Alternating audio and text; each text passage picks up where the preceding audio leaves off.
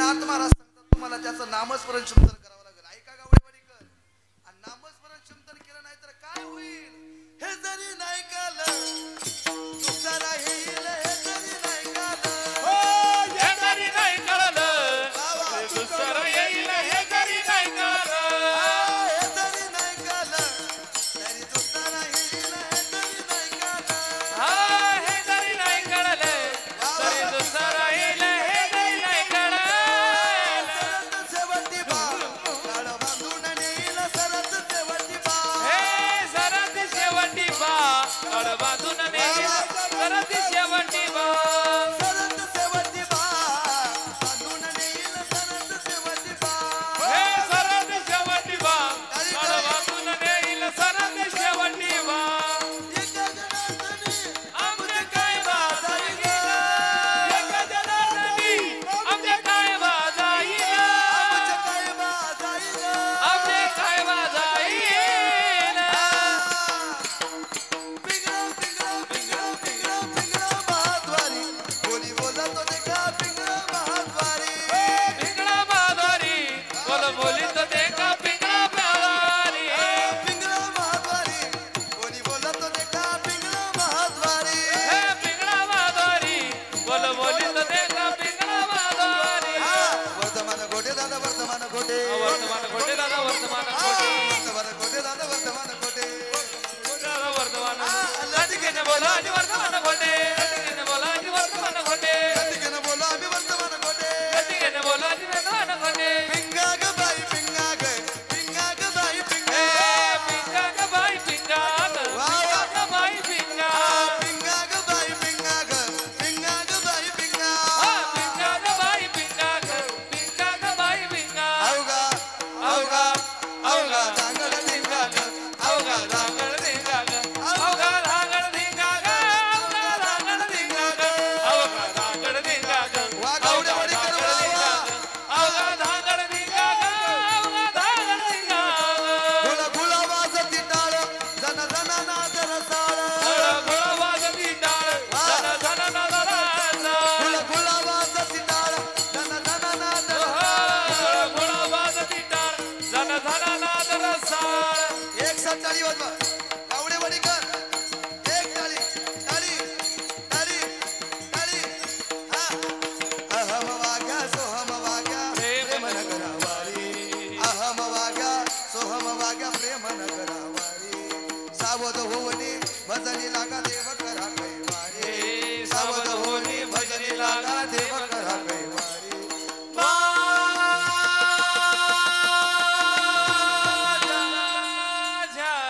हात हात हात हात.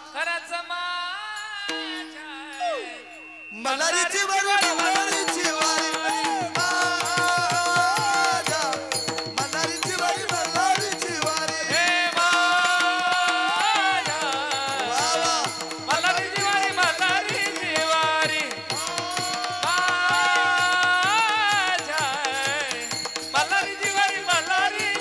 वा एक साथ टाळी. हा या शेजारणीनं हा या शेजारणीनं बरं नाही केलं ग बया. मला पंढरीला नेलं ग बया बया बया बया. मला पंढरीला नेलं ग बया बया बया बया. मला पंढरीला वा वा. मला पंढरीला नेलं ग बया बया बया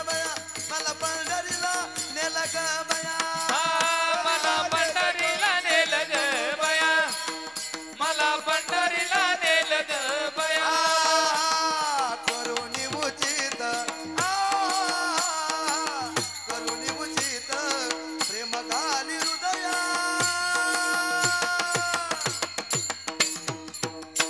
प्रभू रामचंद्र भगवान भगवान की करुणी उचित प्रेम घाली हृदयात. आलो दान मागया आलो दान मागया. दान मागायास आलो दान हे आलो दान मागायास आलो दान मागाया. पिंगळा माधवारी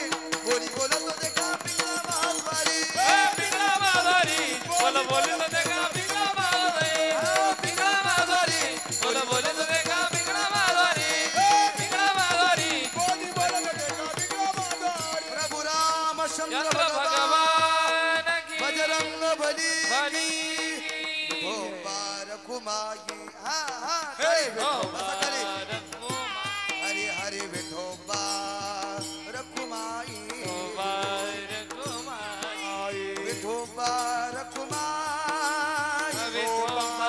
रखुमाई विठोबा विठोबा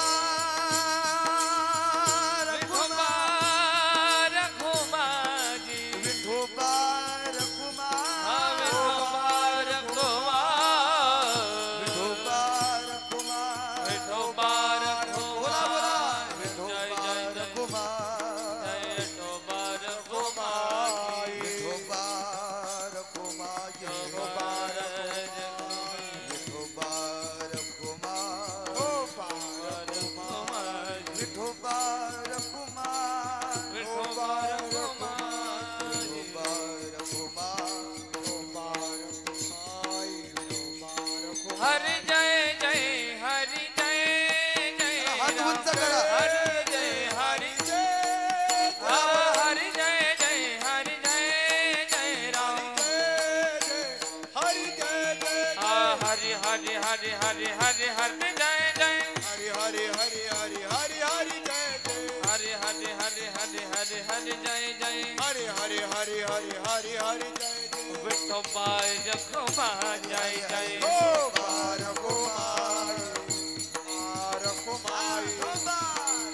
हरि विठोबार कुमाई विठोबार कुमाई विठोबार कुमाई विठोबार कुमाई विठोबार कुमाई विठोबार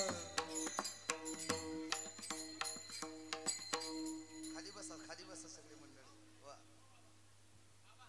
आता तरी पुढे हाची उपदेश नका करू नासा आयुष्याचा सकळांच्या पाया माझे दंडवत आपुलाले चित्त शुद्ध करा.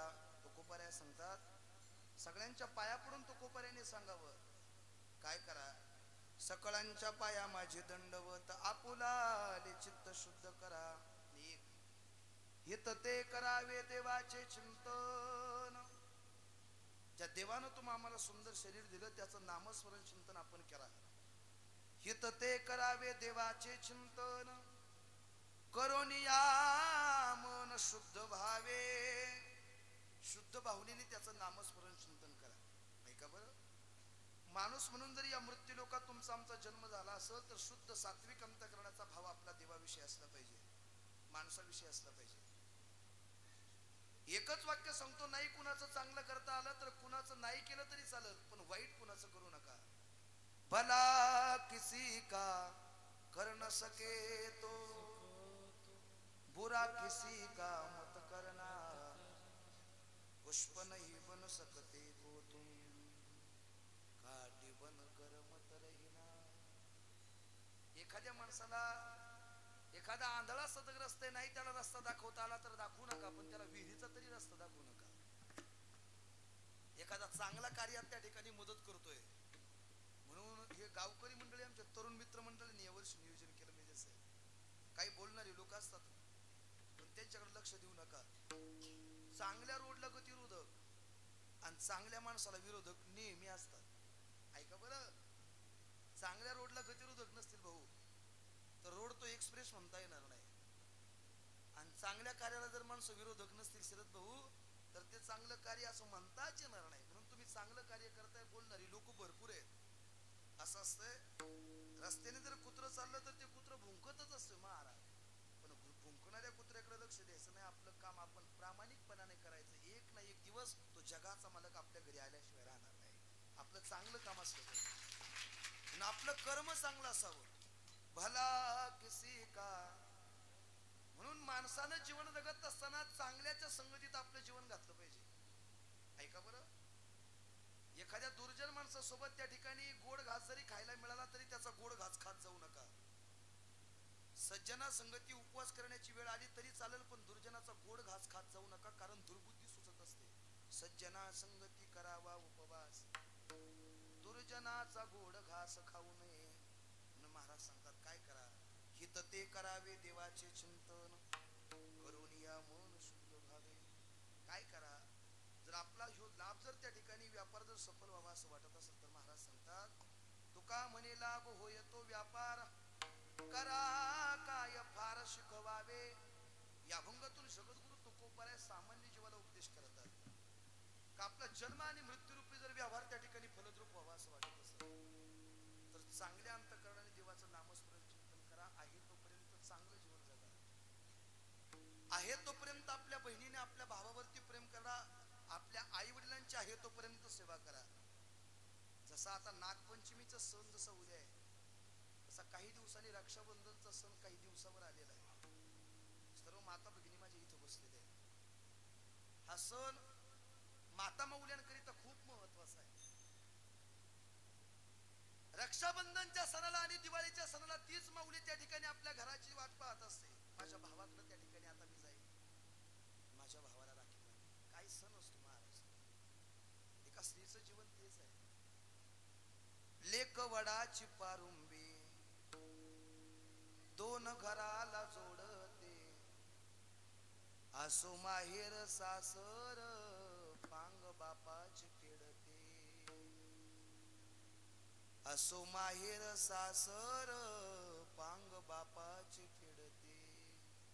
म्हणता येईल तुमच्या घरात तुमचा बाप किंवा तुमची आई आहे का नाही हे मला माहित नाही, पण जोपर्यंत घरात आई आणि जोपर्यंत घरात बाप आहे तोपर्यंत रक्षाबंधनचा दिवाळीचा सण तुमचा आनंदाने तुमचा सण आहे. घरातला बाप असू द्या 4 वेळेला फोन करत असतो, ताई अगं रक्षाबंधनचा सण आहे, तू किती वाजता येणार आहे.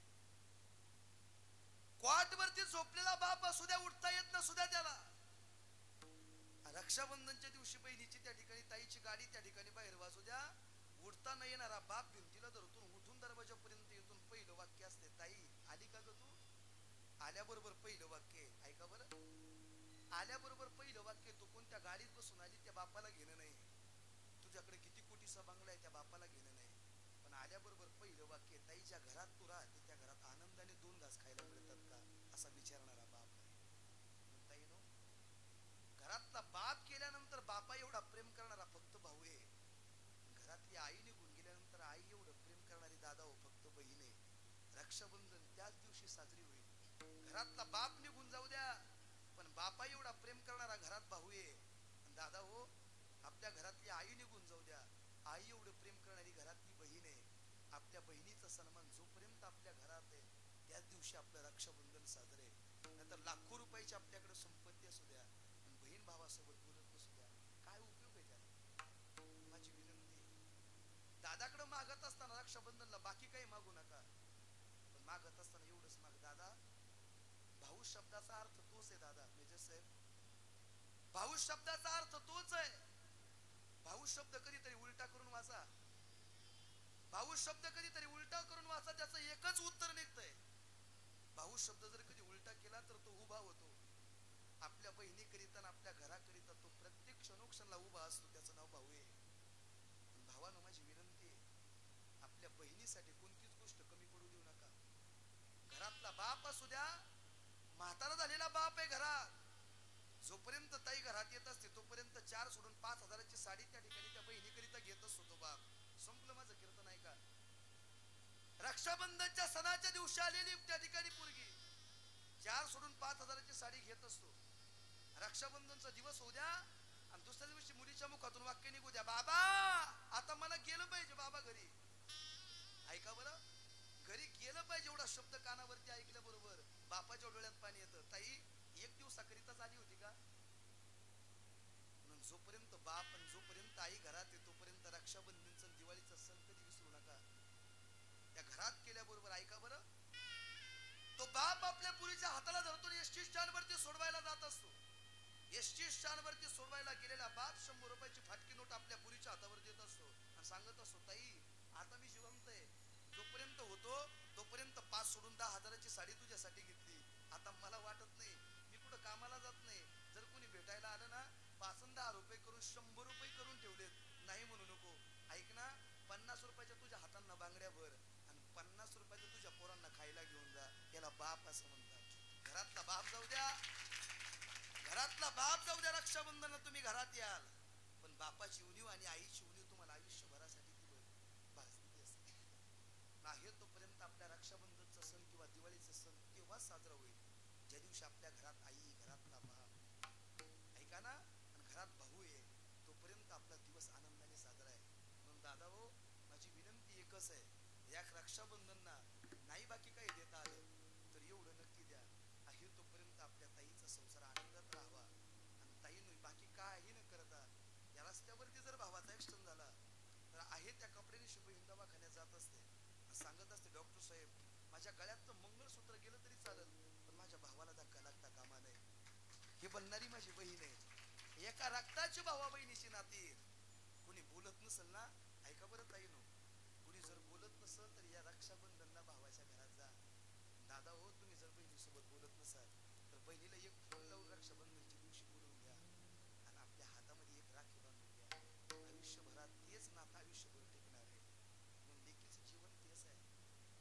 ती लेक त्या ठिकाणी आपल्या दादाला एकच मागते, दादा बाकी काही नाही देता आलं ना, ती लेक आपल्या आईला म्हणत असते, आई तुम्हाला जन्माला येऊ दे, जन्माला तू जर मला येऊ दिलं ना, आता स्त्री भ्रूण हत्या करत असतात लोक, प्रत्येक जण म्हणतो मला वंशाला दिवा पाहिजे, प्रति गर्भातली मौली दादा आपल्या आईला म्हणत असते, आई आई सांग ना, आई मला कोण वासविणार, तुझ्या विन जन्मासी मला कोण घालणार, दुनियेचा रंग मला कोण दावणार, तुझ्या विन जन्मासी मला कोण घालणार. राखी पौर्णिमेचा येईल ग सण, राखी पौर्णिमेचा येईल ग सण, माझ्या ग दादाला राख्या बांधीन दोन दोन, शाळेतून आल्यावरी काम करणार, तुझ्या विन जन्मासी मला कोण घालणार. आई सांग ना, आई मला कोण वासविणार, तुझ्या विन जन्मासी मला कोण घालणार. ती माऊली म्हणत असते, आई होईल मी जेव्हा